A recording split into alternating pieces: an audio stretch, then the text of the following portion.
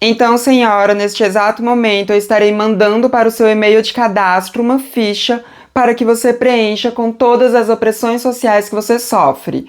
Apenas depois de tal preenchimento, uma turma especializada irá avaliar a sua inscrição para que então a gente decida se a sua opinião deve ou não ser validada. Pela atenção, obrigada.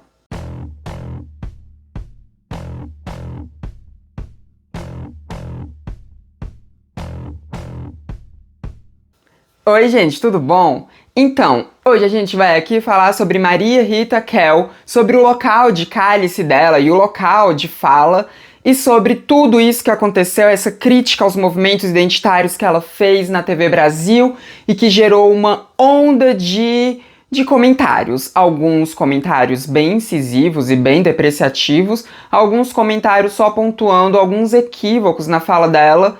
E a gente vai falar também sobre o quanto que a fala dela não era tão equivocada assim. Pois é, nesse vídeo eu vou ficar um pouco em cima do muro aqui. Algo meio raro, né? Mas às vezes acontece, porque, na minha opinião, tá todo mundo meio errado nesse rolê todo. E a gente vai falar sobre tudo isso aqui, sobre a deturpação do local de fala.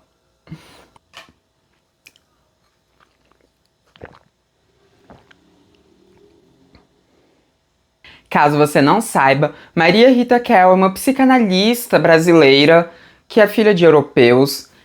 Ela é neta de um eugenista, mas isso a gente fala um pouco mais pra frente. E a gata tem um currículo invejável, tá? Invejável. A Mona, ela participou da Comissão da Verdade. Ela já atuou junto com o MST. Ela já atuou junto com povos indígenas. Ela tem várias publicações feitas por aí, todas em tom o quê? Todas em um tom esquerdinha, que a gente gosta, né? A gente gosta desse tom esquerdinha. Enfim, o currículo da Mona é extenso, é muito bom, mesmo que, né, seja um currículo de uma psicanalista. Porque se você tá aqui há algum tempo, você sabe que eu não sou muito fã de psicanálise, não. Mas eu não sou fã de psicanálise quando é uma coisa clínica, né? Eu não gosto da psicanálise sendo clinicamente aplicada, não gosto. Mas da psicanálise como filosofia tem muita coisa que eu acho bastante interessante. Enfim. Essa é Maria Rita Kell. E tudo isso que eu falei aqui é só um pouquinho, assim, é só uma pontinha do que é o currículo dela, porque, como eu disse, é extenso e invejável.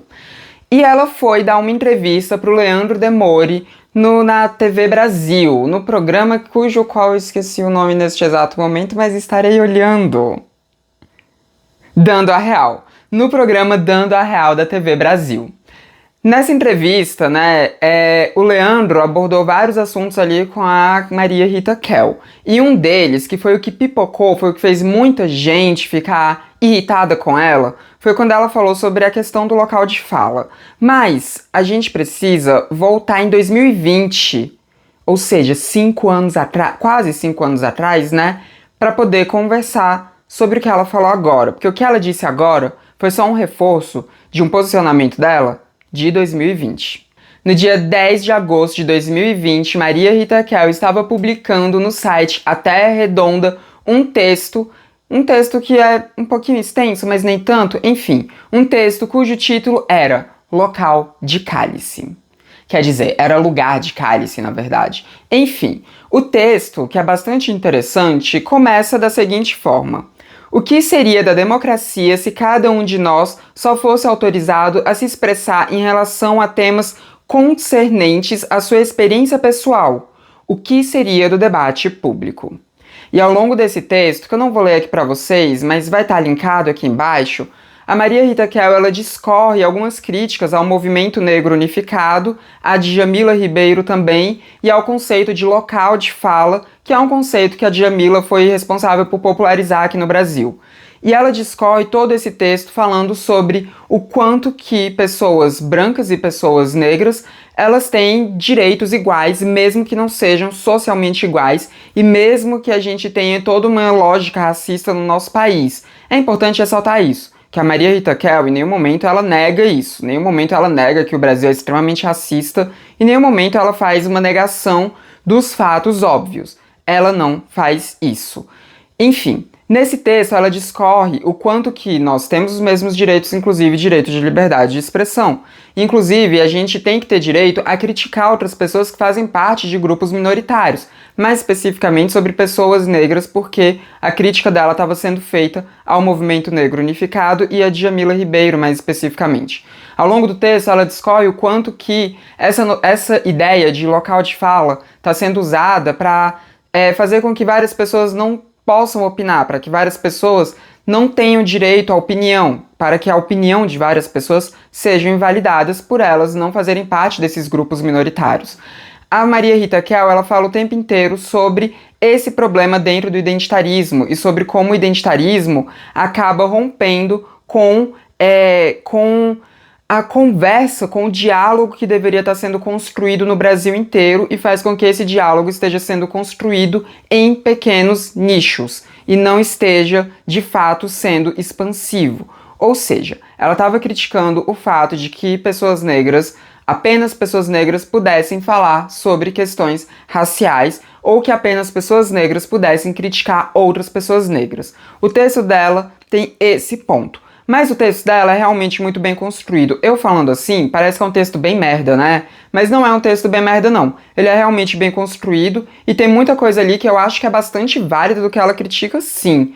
Porque, né, local de fala é um termo que ficou bem deturpado ao longo do tempo. Mas enfim, a Maria Rita Kell, ela fez esse texto justamente porque estava rolando um embate ali, né, dentro do movimento negro, tava um caosinho acontecendo, mas eu não lembro direito como foi esse caos. Eu lembro que isso aconteceu na época, mas eu não lembro o que era o cerne dessa confusão que estava acontecendo, assim, então eu não vou estar lembrando o estopim do nascimento desse texto para dizer se o estopim tava, enfim, fazia sentido ou não.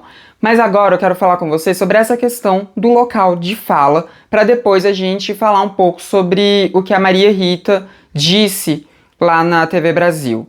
Porque esse conceito de local de fala, como eu disse, é um conceito que foi trazido pela Djamila Ribeiro. Eu já até fiz um vídeo aqui, há um tempo atrás, em que eu justamente falava sobre a deturpação desse local de fala. Mas é um vídeo muito antigo, sei lá. Deve ser um vídeo dessa época aqui, da época em que a Maria Rita Kell lançou esse texto, né? Deve ter sido bem dessa época. É 2020 ou 2021 esse vídeo. Então tem tempo. Enfim, o local de fala é um conceito que a Djamila popularizou aqui no Brasil, mas que é um conceito que já estava sendo empregado em outros lugares do mundo. E esse conceito ele é muito deturpado constantemente, porque local de fala quer dizer que as experiências pessoais que, né, as pessoas têm, elas têm que ser levadas em conta no debate. Então, quando a gente vai falar sobre um debate racial, a gente tem que levar em conta o que pessoas negras estão falando nesse debate racial. A opinião de pessoas negras dentro disso, que é um debate racial, tem que ser muito levadas em conta. Não quer dizer, o local de fala não quer dizer que você tenha que silenciar outras pessoas. O local de fala é apenas uma localização da onde está saindo aquela fala. Se aquela fala está saindo de um ponto de uma pessoa que sofre aquelas questões na pele ou de uma pessoa que não sofre aquelas questões na pele. Isso é o conceito de local de fala. Só que esse conceito de local de fala, ele foi bastante deturpado, tanto por pessoas que são críticas a ele, né, quanto por pessoas que empregam esse conceito. Porque constantemente, dentro de diversos movimentos minoritários, a gente vê as pessoas usando esse termo de local de fala para justamente não deixar que outras pessoas que não fazem parte daquele grupo que está sendo reivindicado naquela discussão possam falar. Saindo um pouco do escopo do movimento negro e vindo, né, para a minha identidade, né, que é mais forte assim, que é a identidade trans. Isso acontece constantemente dentro dos movimentos trans. Direto a gente vê pessoas trans falando como se apenas pessoas trans pudessem falar sobre transgeneridade, sobre transfobia e tudo mais. Então, a gente vê dentro dos movimentos sociais, eu não gosto de chamar de movimentos identitários, mas dentro dos movimentos sociais de grupos minoritários, esse conceito sendo mal empregado. Porque um conceito que era simplesmente para localizar da onde está vindo aquela fala, né, pra gente ter uma noção de quem tá dizendo aquilo, virou uma coisa assim de tentativa de silenciamento muitas vezes, sim, tá? Muitas vezes esse conceito é sim usado como tentativa de silenciamento. Muitas vezes, quando uma pessoa que faz parte de um grupo não minoritário critica alguém que faz parte de um grupo minoritário, as pessoas vêm com dizeres como, abre aspas, só podia ser branco falando, fecha aspas. Ou então, abre outras aspas, só podia ser hétero, fecha aspas. Ou então, mais uma aspa aqui, abre aspas, só podia ser cis, fecha aspas. Obviamente que dizer esse tipo de coisa às vezes faz sentido, porque se a gente vê uma pessoa branca falando algo racista, faz sentido que aquela pessoa tá falando aquilo justamente porque ela não vivencia o racismo na pele dela. Se a gente vê uma pessoa hétero cisgênero dizendo alguma coisa LGBTfóbica, fica evidente que aquela pessoa está dizendo aquilo muito provavelmente porque ela não sofre LGBTfobia na pele dela. Então, em alguns momentos que esse tipo de frase é empregada, sim, faz sentido, mas em outros momentos não faz o menor sentido. Porque tem vezes que simplesmente uma pessoa está criticando outra e às vezes em um ponto que não tem a ver com a minoria social da qual essa pessoa faz parte. E aí, de repente, vira um texto racializado, vira uma questão de LGBTfobia, que às vezes não está ali dentro. Então, as pessoas começaram a empregar esse termo como uma muleta de argumentação, como um jeito de autoafirmar que quem está falando tal coisa tem razão por fazer parte de um grupo minoritário e quem está criticando não tem razão por não fazer parte daquele grupo minoritário. Ou seja, o termo local de fala, que tinha um sentido específico, foi deturpado para justamente fazer com que as pessoas se fechassem em determinados grupos vocais, onde apenas eles podem falar sobre aquilo. É óbvio que a gente não pode, jamais, 2025, século XXI, a gente não pode pensar em fazer uma discussão sobre transgeneridade sem envolver pessoas trans na discussão. Porque por mais que uma pessoa cisgênero ela tenha total noção sobre conceitos de transgeneridade, se ela tiver apoiada de uma pessoa transgênero ali para também participar da discussão, a discussão vai ficar mais rica, porque a pessoa transgênero, ela não vivencia aquilo apenas na teoria, ela vivencia aquilo na pele dela, não é um objeto de estudo para ela, é a vida dela, é o que concerne o ser dela.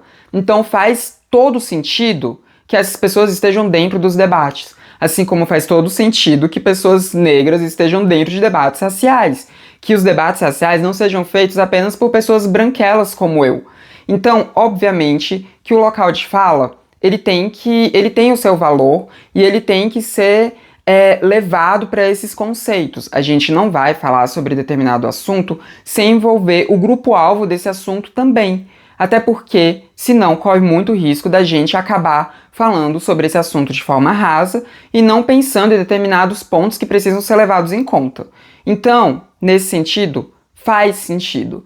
Mas, quando o termo local de fala é usado simplesmente para dizer que pessoas brancas não podem falar sobre racialidade, não podem falar sobre racismo, nem nada do tipo, ou que pessoas hétero cisgênero não podem falar sobre pautas LGBT, ou que homens não podem falar sobre pautas de mulheres, vira uma coisa muito contraproducente.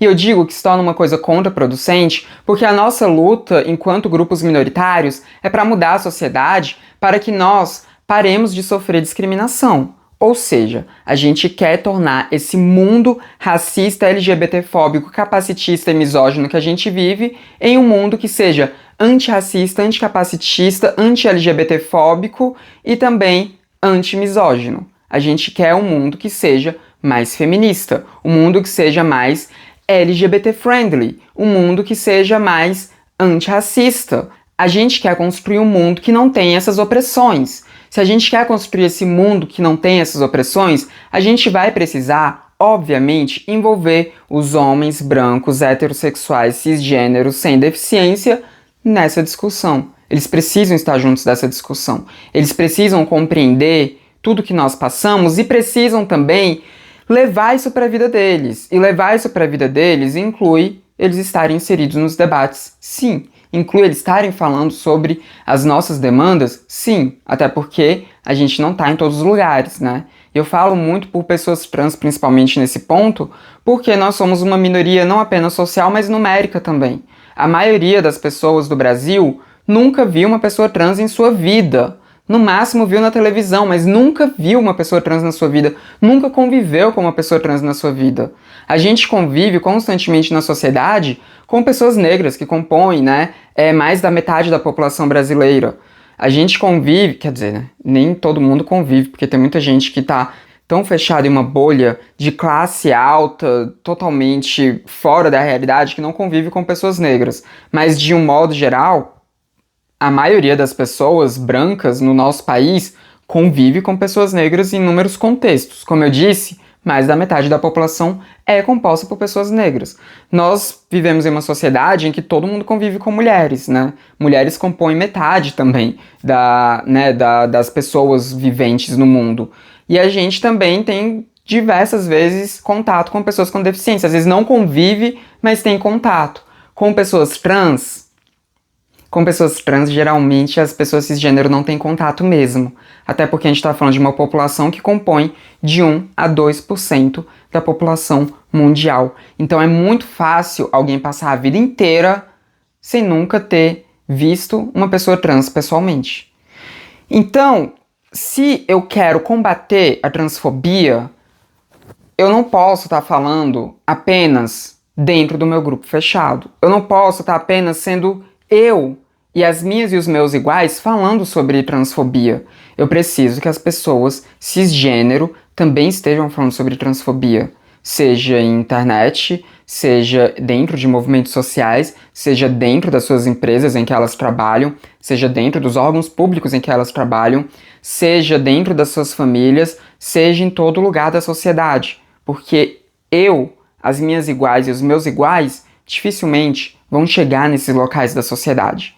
Eu não vou conseguir tornar esse mundo um mundo livre de transfobia se eu não tiver várias pessoas cisgênero aliadas a mim, espalhando tudo aquilo que é entendido por pessoas trans o tempo inteiro, tudo aquilo que é de conhecimento sobre transfobia.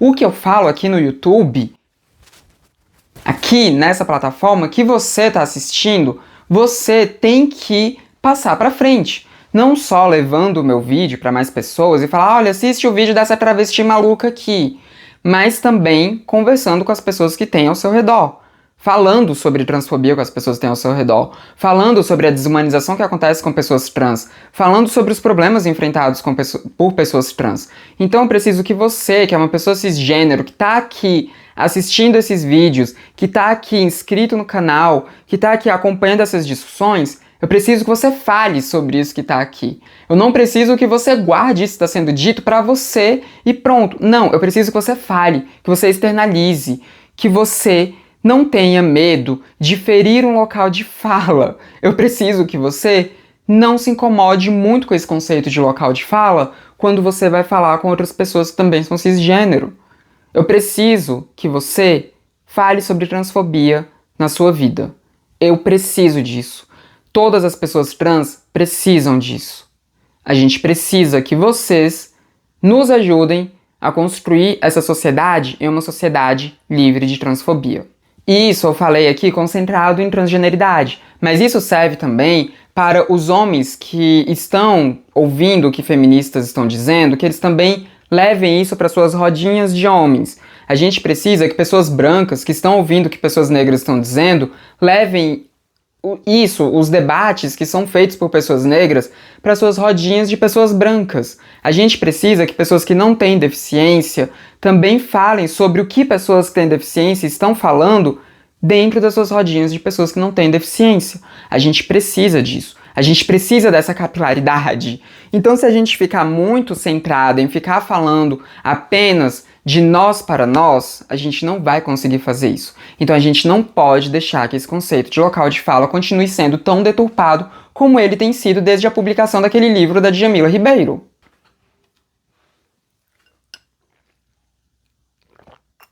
Agora que eu falei sobre o conceito de local de fala, vamos falar sobre o que aconteceu nesse ano de 2025, em fevereiro de 2025, na TV Brasil.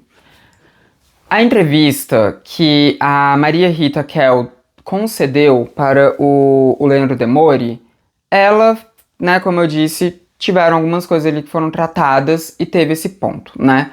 a Maria Rita ela trouxe de volta esse texto que ela publicou do Local de Cálice. Esse texto de 2020, ela trouxe de volta, reafirmando o que ela disse nesse texto. Ela falou algumas coisas, né, sobre as pessoas de grupos minoritários, de identidades, né, os grupos identitários, eles estarem dentro de nichos centrados em si mesmos. Nichos esses em que apenas os iguais podem falar entre si. Ela disse também que os movimentos identitários, eles não produzem laço social, sabe? Eles não produzem laço dentro da sociedade, eles apenas produzem laços entre si. Ela diz que isso é uma estagnação do diálogo, já que o diálogo ele ficaria apenas preso ali dentro de si mesmo, dentro dos seus iguais, dentro de pessoas que compõem aquele grupo.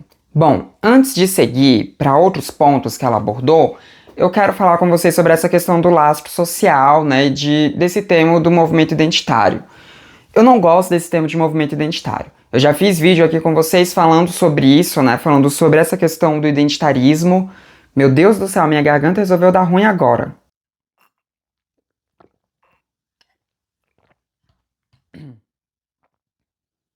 E se você não assistiu ainda esse vídeo, você pode assisti-lo clicando no card aqui em cima, né? Porque é um vídeo que eu falo sobre a eleição do Donald Trump, que muita gente culpou os grupos identitários por ele ter sido eleito, algo que não faz muito sentido. Mas enfim, eu não gosto desse termo identitarismo, grupos identitários, porque quando a gente fala de identitarismo, ele dá a entender justamente essa visão que a Maria Rita Kell deu aqui, né? De que são grupos fechados em si mesmos, que são grupos que só olham para si, que são grupos, como ela mesma disse mais pra frente, nichos narcísicos no sentido que só nós nos amamos, os outros são uma porcaria. Né? Enfim. Então, eu não gosto desse termo por isso, porque pegam esse termo para jogar em cima de todos os movimentos sociais de grupos minoritários. Falam que movimentos feministas são movimentos identitários. Falam que movimentos LGBTQIA+, são movimentos identitários. Falam que movimento negro é um movimento identitário. Movimentos indígenas são identitários e por aí vai.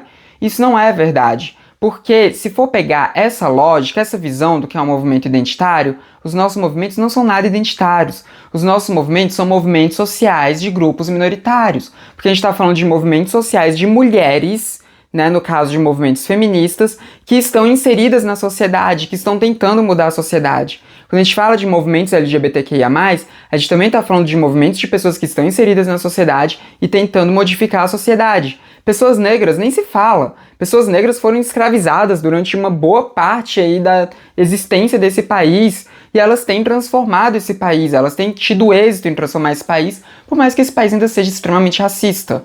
Então, chamar esses movimentos de identitários é tirar toda a contribuição política histórica que esses grupos têm. E o que as pessoas fazem em dizer que esses grupos são identitários é justamente a tentativa de fazer isso, uma tentativa de invalidar esses grupos, de invalidar essas lutas, de dizer que essas lutas não têm tanto valor assim, porque olha só, é só um bando de gente em si mesmada falando para si. Isso não é verdade. E sim, tem pessoas dentro desses grupos que são assim. Tem pessoas dentro desses grupos que têm sim o que eu chamo de um comportamento identitário, que justamente são as pessoas que deturpam o conceito de local de fala para dizer que apenas minoria pode falar de minoria. São pessoas que realmente elas vivem apenas dentro das suas próprias identidades, apenas cercadas de pessoas que fazem parte dessas próprias identidades.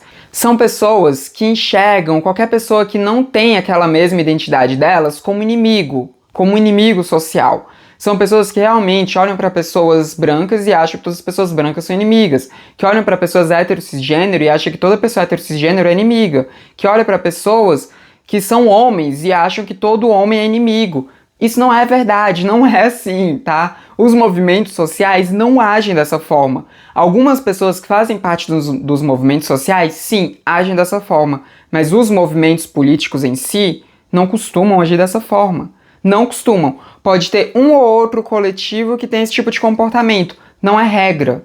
Não é regra mesmo.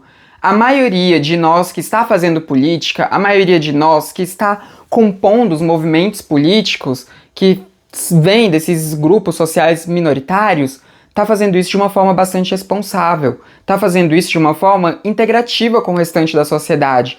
Não está falando apenas para si mesmo, não está dentro de nichos narcísicos, não está nesse ponto ali de impedir que outros falem, por exemplo. Não está produzindo estagnação de diálogo. Então, eu não gosto desse termo de identitarismo, porque ele tem sido usado principalmente pela extrema-direita para diminuir as conquistas de grupos minoritários e para espalhar aquilo que é um imaginário dos grupos minoritários, que vai fazer com que as pessoas que não fazem parte desses grupos tenham uma visão ruim desses grupos.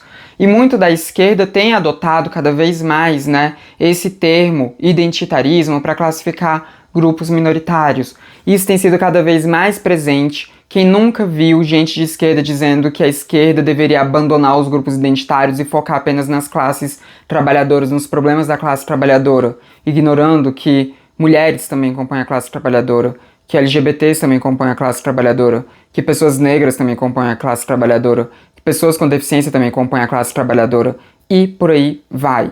Então, assim, esse termo tem sido usado como um ataque que visa enfraquecer as pessoas que fazem parte de movimentos sociais, de grupos minoritários. As pessoas que estão tentando transformar essa sociedade em uma sociedade menos machista, menos racista, menos LGBTfóbica e menos capacitista. E por aí vai também, que tem muitos grupos minoritários, eu não consigo lembrar de todos aqui. Então, eu acho que isso que a Maria Rita Kell falou faz sentido? Sim, eu acho que faz sentido. Mas eu acho que quando ela fala sobre isso como grupo identitário, fica nessa mesma lógica de jogar todo um grupo social, todos os movimentos sociais, nesse balaio de grupo identitário. E aí, essa fala, ela soa mal. Essa fala não produz um efeito que deveria produzir, sabe? Então, eu não acho que ela tá exatamente errada, mas não acho que ela foi muito feliz no que ela disse, no termo que ela usou. Não acho mesmo, não acho mesmo. Caiu numa generalização que não deveria ter sido feita, porque generalizações fazem sentido muitas vezes, mas nesse caso não era uma boa ter essa generalização não, justamente por isso, porque enfraquece a ideia que deveria estar sendo construída desses movimentos. E dentro disso, teve uma fala específica da Maria Rita, que eu acho que foi o que mais deixou muitas pessoas incomodadas, assim, né? Eu vou ler na íntegra essa frase aqui pra vocês, então abre aspas.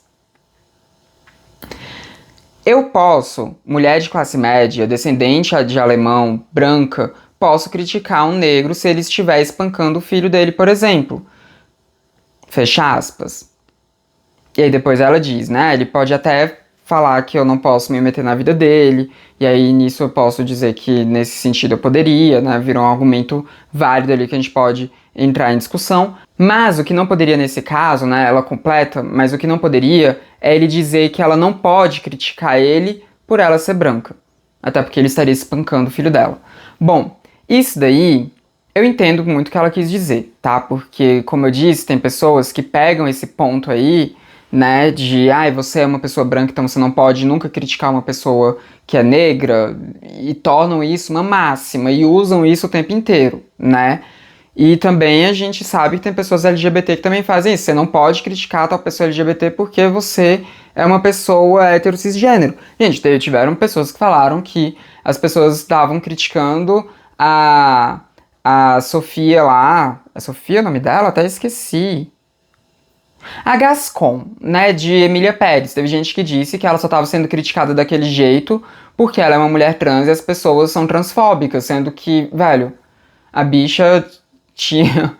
Gente, tinha tweet dela que falava bem de Hitler. Então, assim, né, não era por ela ser uma mulher trans que ela estava sendo criticada. É porque ela falou bem de Hitler. Era por isso que ela estava sendo criticada. Porque ela foi totalmente xenofóbica, foi porque ela foi totalmente escrota com diversos grupos sociais, ela foi islamofóbica e ela ainda teve frase que exaltava Hitler, assim. Então, era por isso que ela estava sendo criticada, era por isso. E teve gente que falou isso, né? Só estão criticando ela desse jeito porque vocês são cisgênero e tal, né? Então tem sim uma parte das pessoas que usa disso, que usa a sua identidade como um escudo para blindá-la de qualquer crítica. Eu já fiz vídeo aqui sobre isso, inclusive, tá? É um vídeo um pouquinho mais antigo, você pode ver clicando nesse card aqui em cima, que é o vídeo que eu falo sobre as pessoas acharem que minorias tá sempre certa, né? Que minoria não erra e tudo mais.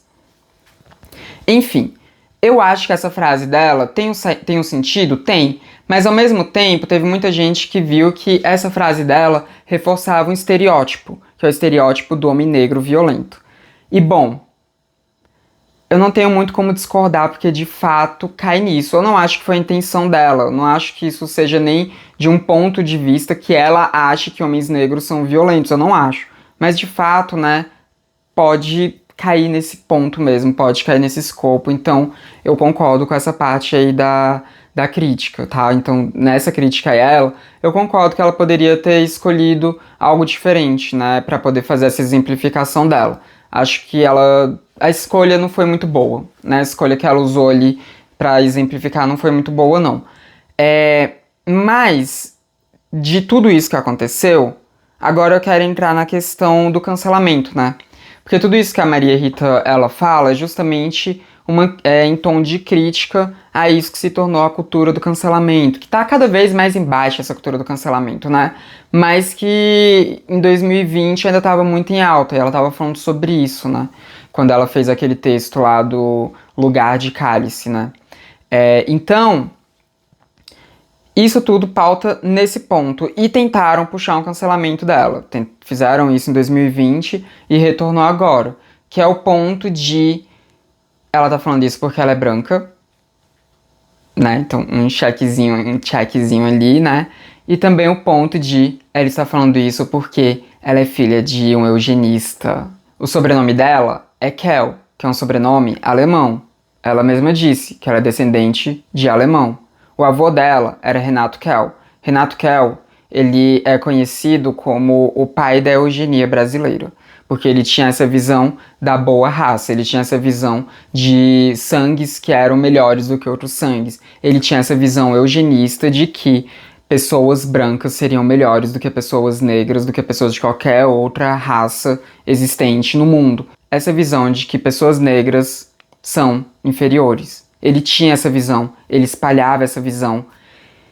Ele era um filho da puta escroto, tá? Ele era um filho da puta escroto. E aí muita gente começou a dizer que a Maria Rita, ela deveria estudar mais sobre grupos identitários, né? Ainda mais tendo em vista ela sendo neta de quem ela era. Teve muita gente que falou mesmo, assim, como se a Maria Rita Kell fosse eugenista, né? Por causa do avô dela.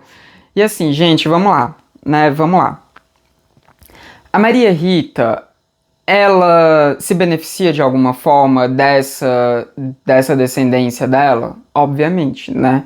A gente tá falando de um país extremamente racista, que é o Brasil, né? Um país que favoreceu muito os europeus que vieram aqui pro Brasil, né? Que migraram aqui pro Brasil, enquanto escravizou pessoas negras que não imigraram aqui para o Brasil porque quiseram, né? Que foram trazidas aqui no posto de escravas, né? Trazidas aqui para serem escravizadas, para servirem à branquitude. Então, como a gente teve isso sendo passado para frente, né? A escravidão acabou, mas a herança da escravidão não. A herança também das pessoas brancas estarem em posição de privilégio social em cima de pessoas negras continuou. E ainda mais de pessoas que têm um sobrenome que é europeu, né? Elas são ainda mais privilegiadas aqui no Brasil. Isso, obviamente, acontece, né? Mas a Maria Rita, ela não nega isso. No texto, o local de lugar de cálice dela, ela não nega isso. Em nenhum momento ela nega isso, ela nega que ela tem esse privilégio. Ela nega que isso tenha vindo como privilégio. Ela nega qualquer coisa desse tipo. E ela nem nega que o avô dela era um eugenista. Ela fala disso no próprio texto dela, né? E é isso. Agora, ela tem culpa de ser neta dele? Não. Não tem culpa de ser neta dele, né? Ela, por ser neta dele, ela compactua com as mesmas ideias dele? Não. ela fala constantemente contra as ideias dele, né? Ao longo da sua trajetória, constantemente, ela falou contra as ideias dele, né? Então, assim, ficar usando isso pra tentar atacar ela, porra, é resumir a história dela, que é uma história foda, a ser neta de um cara eugenista, algo que ela não tem nenhum poder sobre, sabe? E esse tipo de coisa não é passada por genes. Até porque, nossa, gente, se vocês forem começar a parar de querer ouvir, né, ou a querer desmoralizar qualquer pessoa por ela ser descendente de fulano ou de fulana, de uma pessoa escrota, de uma pessoa lixo, de uma pessoa merda, gente, vocês não vão nem mais ouvir o Transmissão. Transmissão, por exemplo, vai ter que acabar, né? Vocês vão me odiar pra sempre. Porque assim, eu também sou descendente de gente merda, tá? Eu sou descendente de gente muito merda também. Muito merda, muito merda. Então assim, as pessoas elas não são os seus pais, os seus avós, os seus bisavós, tataravós, elas não são. Elas sim, se beneficiam de várias coisas, né? Como eu disse, a Maria Rita Kell, ela se beneficia de ter um sobrenome alemão, ela se beneficia de ser branca, né? Muitas das coisas que aconteceram na vida dela vieram sim por causa desses privilégios. Se não todas as coisas boas que aconteceram na vida dela, todos os locais de prestígio que ela conseguiu chegar, vieram sim por ela ser branca, vieram sim por ela ter um sobrenome europeu, né? Tudo isso veio de privilégio para ela. Mas isso não resume ela a ser simplesmente a neta de um eugenista, sabe? Eu acho que é muito contraproducente mesmo ficar batendo nessa tecla. Eu acho que as pessoas erraram muito aí, sabe? Dava pra criticar a visão delas sem ficar caindo nisso. Até porque quando vocês caem nisso, sabe? Quando vocês vão atacar esse ponto dela ser neta de um eugenista, quando vocês vão simplesmente atacar o ponto dela ser uma mulher branca e tudo mais, vocês acabam só reforçando o que ela disse no fim das contas, né? Então, assim, ela tá criticando quem fala, abre aspas, você não pode dizer isso porque você é branca, fecha aspas, enquanto as pessoas estão dizendo justamente, abre aspas, você não pode dizer isso porque você é branca, fecha aspas. Não faz muito sentido, não faz muito sentido, até porque, como eu disse, a crítica dela não é ruim, é uma crítica que faz sentido, é uma crítica que não foi muito bem colocada, né? É uma crítica que tem sim alguns pontos ali que precisam ser melhor trabalhados, né? O texto dela, por exemplo, é um texto muito defensivo, né? Que é um texto em que ela realmente vai jogando ali a biografia dela, né? Pra ela validar o que ela tá falando. Então é um texto defensivo. Eu entendo também por que esse texto é defensivo, né? Mas assim, o que ela critica, de fato, acontece. Não acontece por parte de todo o grupo de pessoas negras, por todo o grupo de pessoas LGBT, por todo o grupo de mulheres, não. Mas acontece sim por uma parcela desses grupos. O erro dela foi nesse texto dela e depois nessa fala na TV Brasil de jogar isso como se fosse uma prática comum dos movimentos sociais que lutam por direitos de grupos minoritários. Esse foi o erro dela, era isso que deveria estar sendo atacado, sabe? É isso que deveria estar sendo criticado. Então, esse é o problema, mas ela dizer que esse tipo de coisa acontece, ela não tá errada. Acontece. Acontece. Eu tenho certeza que você já viu acontecendo. Talvez você mesmo já tenha feito esse tipo de coisa, você mesmo já tenha usado esse tipo de argumentação. E se você nunca usou esse tipo de argumentação, você com certeza já viu alguém usando esse tipo de argumentação. Então, assim, o que ela falou não estava de todo errado. A crítica que as pessoas fizeram a ela também não estava de todo errado. Por isso que nesse assunto aqui eu fico um pouco mais em cima do muro, né? Porque eu acho que as pessoas só... Nenhum dos lados, assim, usou os melhores termos para a construção dessa conversa, desse diálogo, né? E eu acho que pesaram ali, erraram a mão na crítica que fizeram à fala dela também, né? E eu acho que ela errou na mão ao usar esse exemplo de um homem negro violento, e que é hipotético ainda, né? Porque nem era algo real. Então, assim, eu acho que as pessoas erraram aí. Tanto ela quanto muita gente que a criticou. Enfim, né, esse é o vídeo de hoje sobre esse termo do local de fala, né, que a gente deveria até abandonar esse termo, né, de tanto que ele foi deturpado, a gente deveria até abandonar ele. A gente deveria dar uma abandonada, né, gente? Ai, o termo já foi deturpado, não tem mais volta desse termo. Então vamos largar ele de mão? Acho que a gente deveria, né? Acho que a gente deveria largar ele de mão. Mas enfim, comenta aqui embaixo o que você acha de tudo isso, dessa discussão, sendo uma pessoa respeitosa, tá? Sei lá, vamos meio que ficar evitando de usar coisas assim, de lugar comum, de ficar dizendo, ah, ela é neta de eugenista, blá blá blá. Ela sabe, a gente sabe, e ela não é o avô dela, né? Mas comenta aqui o que vocês acham de tudo isso que aconteceu, né? E coloquem o emoji do morcego, porque eu não pensei em outro, então coloca o emoji do morcego aí, né? Se você não tiver o que comentar, que assim, né, eu sei que você chegou até o final e também ajuda no engajamento desse vídeo. Não se esqueça também de deixar o seu like, porque isso ajuda o YouTube a distribuir o meu vídeo para mais pessoas, e você também pode copiar esse link e sair jogando por aí para que outras pessoas também assistam. Não se esqueça também de se inscrever nos canais, caso você não seja inscrito ainda. Esse foi mais um vídeo do Transmissão, o canal sem tema. A gente se vê na próxima. Até mais! Nossa, que ideia ruim que eu tive de colocar esse casaco para gravar esse vídeo, porque eu sempre esqueço quanto que essas luzes aqui, elas esquentam.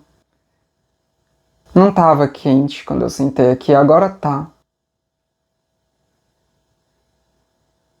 Não sejam burras como eu fui. Não sejam.